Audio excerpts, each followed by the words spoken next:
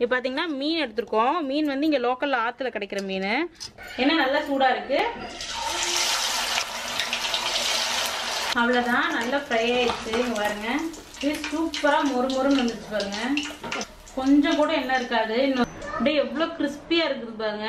அப்படியே உள்ள சாஃப்டாகவும் வெளியில் நல்லா கிறிஸ்பியாக இருக்குது. அப்படியே நம்ம கடிச்சு சாப்பிடலாம். அந்த அவ்வளோதான், நம்மளோட மீன் வறுவல் சூப்பராக ரெடி ஆயிடுச்சு. இங்கே பாருங்க, கொஞ்சம் கூட எண்ணெய் இல்லாமல் சூப்பராக கிறிஸ்பியாக ரெடி ஆயிடுச்சு. வந்து எலுமிச்சம்பழம் பொரிச்சுக்கலாம். எலுமிச்சம்பழம் பார்த்திங்கன்னா எல்லாம் குட்டி குட்டியாக இருக்குது. 1 2 கொஞ்சம் பெருசாக இருக்குது. பெருசாக இருக்கிறதா பார்த்து பொரிச்சுக்கலாம். நிறைய காய் வச்சுருக்கு, ஆனால் எல்லாம் பிஞ்சாக இருக்குது. அங்கே பாருங்கள், நல்லா பழமாக இருக்குது. இது கொஞ்சம் நல்லா பார்த்திங்கன்னா பழமாயிடுச்சு, கீழே விழுந்துருச்சு. அதை எடுத்துக்கலாம். அவ்வளோதான். இப்போ வந்து நம்ம வந்து மீன் வறுவல் செய்ய ஆரம்பிச்சிடலாம் வாங்க. அவ்வளோதான், மீன் வறுவல் செய்யறதுக்கு தேவையான பொருள்லாம் எடுத்து வச்சுட்டேன். இது பார்த்திங்கன்னா இஞ்சி பூண்டு பேஸ்ட்டு, கார்ன்ஃப்ளவர் மாவு, அரிசி மாவு. கார்ன்ஃப்ளவர் மாவும் அரிசி மாவும் பார்த்திங்கன்னா 3:1 ரேஷியோ தான். இது 3 மடங்கு எடுத்தால் அது 1 மடங்கு எடுக்கணும். இது வந்து 3/4 கப்பு இருக்குது, இது 1/4 கப் எடுத்திருக்கேன். ரொம்ப அரிசி மாவு போட்டால் ரொம்ப மொறுமொறுன்னு வந்துடும், கிறிஸ்பியாக இருக்கும். ஆனால் ரொம்ப மொறுமொறுன்னு ஆயிரும். கார்ன்ஃப்ளவர் போட்டால் நல்லா கிறிஸ்பியாக இருக்கும். அதுக்கப்புறம் பார்த்திங்கன்னா மசாலாலாம் எடுத்து வச்சுருக்கேன். தயிர் 2 டேபிள் ஸ்பூன், தேவையான அளவு தூளுப்பு, மஞ்சத்தூள், மல்லித்தூள் கொஞ்சம். அதுக்கப்புறம் பார்த்திங்கன்னா இது வந்து சிக்கன் மசாலா, கொஞ்சம் ஃப்ளேவர் நல்லாயிருக்குன்னு சொல்லிட்டு ஒரு 1/4 டீஸ்பூன் எடுத்திருக்கேன். அதுக்கப்புறம் பார்த்திங்கன்னா மீன் வறுவல் மசாலா, ரெடிமேட் மசாலா வாங்கியிருக்கேன். இது வந்து வீட்டில் அரைச்ச மிளகாய்த்தூள். கலராக வேணும் அப்படின்னா நீங்கள் வந்து சக்தி மசாலா, லாச்சி இந்த மாதிரி கலராக, அது நல்ல கலராக இருக்கும், அந்த மசாலா யூஸ் பண்ணிக்கோங்க. நான் வந்து இன்றைக்கி ஹோம்மேட் யூஸ் பண்ணுறேன். அதுக்கப்புறம் பார்த்திங்கன்னா 2 எலுமிச்சம்பழத்தை 4 கட் பண்ணி வச்சுருக்கேன். எலுமிச்சம்பழம் போட்டோன்னா நல்ல ஒரு ஃப்ளேவர் கொடுக்கும். இப்போ இது எல்லாத்தையும் கலந்து விட்டுட்டு அதுக்கப்புறம் மீன் போட்டுக்கலாம். மீன் பார்த்திங்கன்னா என்ன மீன் எடுத்துருக்கேன்னு காமிக்கிறாருங்க. இப்போ பார்த்திங்கன்னா மீன் எடுத்துருக்கோம். மீன் வந்து இங்கே லோக்கலில் ஆற்றுல கிடைக்கிற மீன். 3 கிலோ மீன் அங்கேயே வாங்கி க்ளீன் பண்ணியாச்சு. இங்கே பாருங்கள், இது பார்த்திங்கன்னா ஆற்றுக்கண்டைன்னு சொல்லுவாங்க. ஒவ்வொரு ஊரில் ஒவ்வொரு மாதிரி பேர் சொல்லுவாங்க. ஐயோ, என்ன மீனா கடிக்குது. எங்கள் பூனைக்குட்டி என்ன கடிக்குது மீன் வேணும்னு. அவ்வளோதான், இது ஆற்றுக்கண்டைன்னு சொல்லுவாங்க. ஒவ்வொரு ஊரில் ஒவ்வொரு பேர் சொல்லுவாங்க. உங்கள் ஊர்லலாம் என்ன பேர் சொல்லுவாங்கன்னு சொல்லுங்கள். இங்கே பாருங்கள், இந்த மாதிரி இருக்கும். நல்லா வாங்கி க்ளீன் பண்ணியாச்சு அங்கேயே. 3 கிலோ மீன் இருக்குது. இப்போ வந்து இதுலேயே மசாலா போட்டு நம்ம வந்து கிளறணுன்னா அந்தளவுக்கு ஈவனாக வந்து கோட் ஆகாது, அங்கங்கே வந்து ஒட்டிக்கும். ஸோ வந்து நான் வந்து ஃபஸ்ட்டு வந்து ஒரு வடச்சட்டியில் போட்டு மசாலாலாம் வந்து ரெடி பண்ணிவிட்டு அதுக்கப்புறம் தான் மீனை போட்டு பரட்ட போகிறேன். இப்போ வந்து மசாலா ரெடி பண்ணிடலாம் வாங்க. இப்போ மசாலா ரெடி பண்ணிடலாம். நல்லா வந்து பிணையறக்கு வசதியாக இருக்குன்னு சொல்லிட்டு நான் வந்து பெரிய வடச்சட்டியாக எடுத்திருக்கேன். இப்போ இது எல்லாத்தையும் உள்ளே போட்டுடலாம்.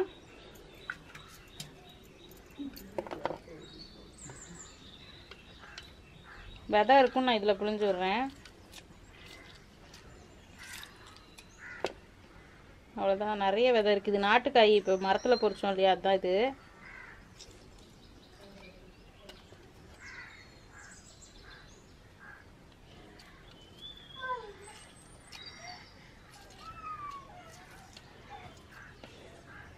மீன் வந்து ரெடியாக போகுதுன்னு ஒரு ஆள் கீழேயே இருக்குது, காலுக்கு கீழே.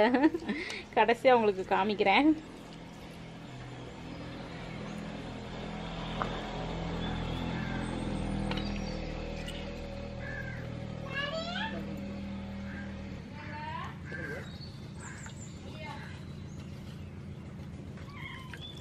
அவ்வளோதான்.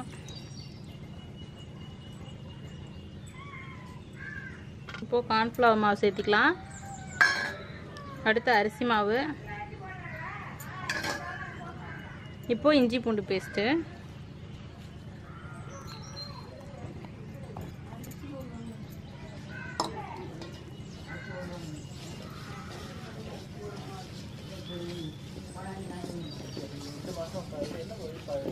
நான் தண்ணி எதுவும் விடலை, ஏன்னா வந்து மீன்லேயே கொஞ்சம் ஈரப்பதம் இருக்குது அப்படின்னு சொல்லிட்டு இப்போ கழுவி வச்சனால. நீங்கள் வேணும்னா தண்ணி கொஞ்சம், இல்லை அப்படின்னா எண்ணெய் சேர்த்துக்கோங்க. அவ்வளோதான், நல்லா திக்காக இங்கே வந்துருச்சு பாருங்கள். இந்த மாதிரி நல்லா திக்காக ஸ்மூத் பேஸ்ட்டாக வந்துருச்சு. இப்போ வந்துட்டு இதை வந்து மீன் உள்ள சேர்த்துக்கலாம்.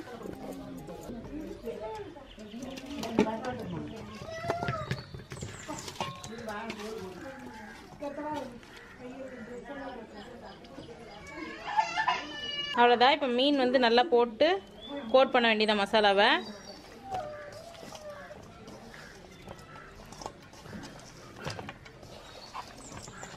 லைட்டாக வந்து இப்படி கிளறி விடுங்க. சிக்கன் மாதிரி போட்டு பிணைய வேண்டாம், லைட்டாக இந்த மாதிரி எடுத்து விட்டாவே கோட்டாயிரும்.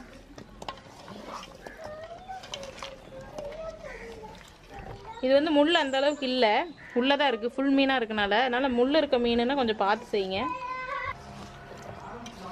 அவ்வளோதான், மசாலாலாம் நல்லா வந்து கலந்து விட்டாச்சு பாருங்கள். உள்ளே இந்த மாதிரி மசாலா போகிற மாதிரி நல்லா தேய்ச்சிக்கோங்க. இந்த பாருங்கள், நீட்டாக க்ளீன் பண்ணி கொடுத்துருக்காங்க, அதனால் நல்லா தேய்ச்சிக்கலாம். இதில் முள் இல்லை, உள்ள ஒரே ஒரு நீல முள் தான் இருக்குது, அதனால் தேய்க்கும் போது ஒன்றும் படாது. நீங்கள் தலையை ரிமூவ் பண்ணுறதுனா சொன்னால் அங்கேயே கட் பண்ணி தந்துடுவாங்க. நாங்கள் வந்து தலையை சாப்பிட்லான்னு வச்சுருக்கோம். இல்லைனாலும் இங்கே நாய்க்குட்டி பூனைக்குட்டிலாம் நிறைய இருக்குது, ஸோ அதுக்கு யூஸ் பண்ணிக்குவோம். அவ்வளோதான். நம்ம வந்து சிக்கனுக்கு மசாலா ஒட்டுற மாதிரி மீனுக்கு வந்து மசாலா அவ்வளோ ஒட்ட தேவையில்லை. இந்த மாதிரி இருந்தாவே போதும், இந்த மாதிரி லைட்டாக இருந்தாவே போதும். மீன் பொரியும் போது நல்லா வந்துடும். அவ்வளோதான். இப்போ வந்து இது எப்படியே வச்சிங்கன்னா அது அப்படியே ஒரு மாதிரி சதசதன்னு இருக்கும். இப்போ வந்து ஒரு பிளேட்டுக்கு மாற்றி நான் வந்துட்டு வைக்க போகிறேன், காய வைக்க போகிறேன் வெயிலில். நீங்கள் வெயிலில் வைக்கலாம், இல்லை அப்படின்னா ஃப்ரிட்ஜில் கூட வைக்கலாம் ஒரு 10 நிமிஷம். நான் வந்து வெயிலில் வந்து ஒரு அரை மணி நேரம் வைக்க போகிறேன். சென்னையிலனா வெளியில் வைக்க முடியாது, காக்கா தூக்கிட்டு போயிடும். இப்போ நம்ம ஊரில் இருக்கனால வைக்கலாம். இங்கேயும் காக்கா வருது, ஆனால் வந்து அந்த அளவுக்கு வரல, சென்னை அளவுக்கு. அவ்வளோதான், நல்லா கோட்டாயிடுச்சு. அவ்வளோதான், நல்லா கோட்டாயிடுச்சு. இப்போ வந்து இது ஒரு பிளேட்டுக்கு மாற்றிடலாம். அவ்வளோதான், மீனையெல்லாம் பரட்டி வச்சாச்சு, இந்த மாதிரி காய வச்சாச்சு. இன்னைக்கு பார்த்தீங்கன்னா ரசம் மீன் வறுவல் தான், சூப்பரான காம்பினேஷன். இது நல்லா காயட்டும். காய்ச்சதுக்கப்புறமா ஒரு 15 நிமிஷத்துக்கு அப்புறமா திருப்பி வைப்பேன். திருப்பி வச்சுட்டு நம்ம வந்து ஃப்ரை பண்ணிடலாம். திருப்பி வைக்கும்போது காமிக்கிறேன். சரி நின்றுங்க. அவ்வளோதாங்க, ஒரு 15 நிமிஷம் ஆயிடுச்சு. இங்கே பாருங்கள், நல்லா ட்ரை ஆயிடுச்சு. சாப்பாடு விசில் வந்துருச்சு. அவ்வளோதான், நல்லா ட்ரை ஆயிடுச்சு. இப்போ இதை வந்து திருப்பி வச்சிடலாம்.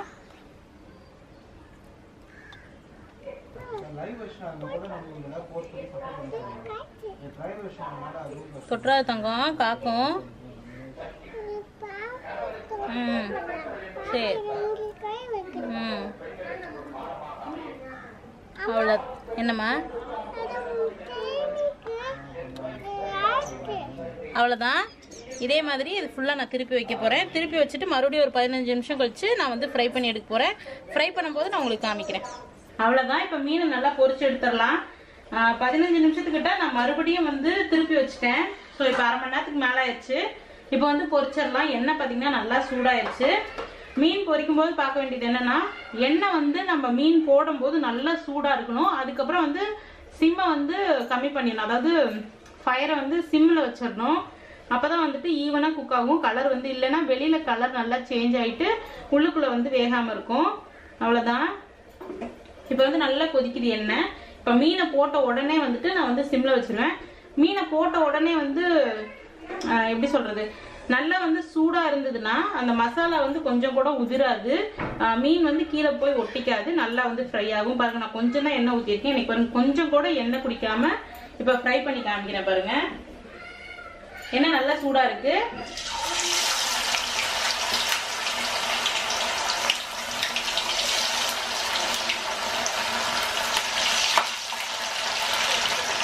தண்ணி எதுவும் இருந்ததுன்னா வெடிக்கும், கொஞ்சம் பார்த்து கேர்ஃபுல்லாக போடுங்க.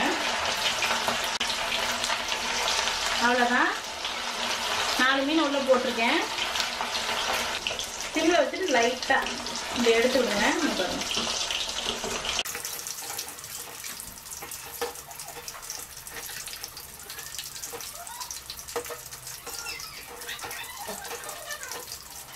அவ்வளோதான் பாருங்க, இப்போ சிம்மில் இருக்குது, நல்லா வந்து ஃப்ரை ஆகிடுச்சு பாருங்க, நல்லா மொறு மொறுன்னு.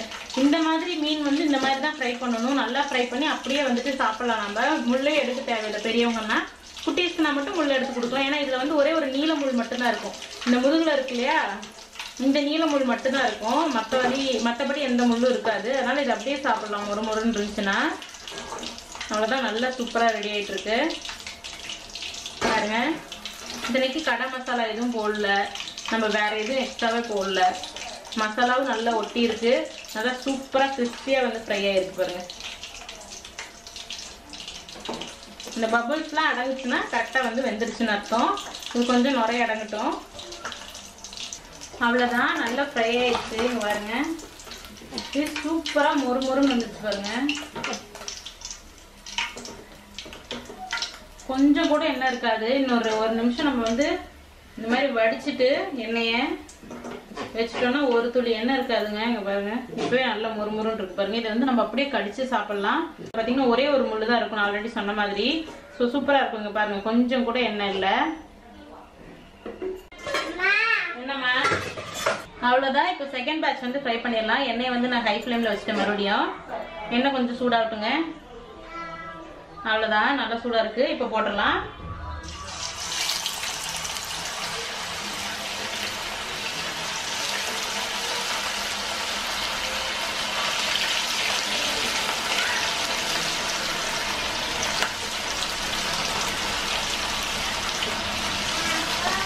அவ்வளோதான், நல்லா வந்து வேகட்டும். நல்ல எண்ணெய் சூடாக இல்லை அப்படின்னா அடியில் ஒட்டிக்கும். அதே மாதிரி பார்த்தீங்க அப்படின்னா அந்த மசாலாவும் பிரிஞ்சு வர ஆரம்பிச்சிடும். அவ்வளோதான். இப்போ இதை திருப்பி விட்டுலாம். பாருங்க அப்படியே லேயர் லேயராக சூப்பராக இருக்கும்.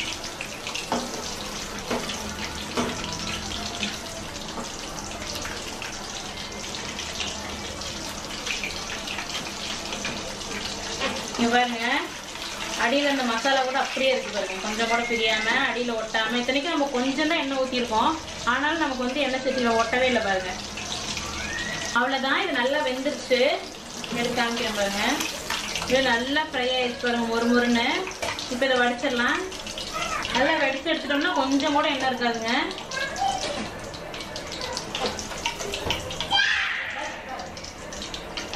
எங்கள் வீடு குட்டிக்கு தான் கத்துது, பயப்படாதீங்க.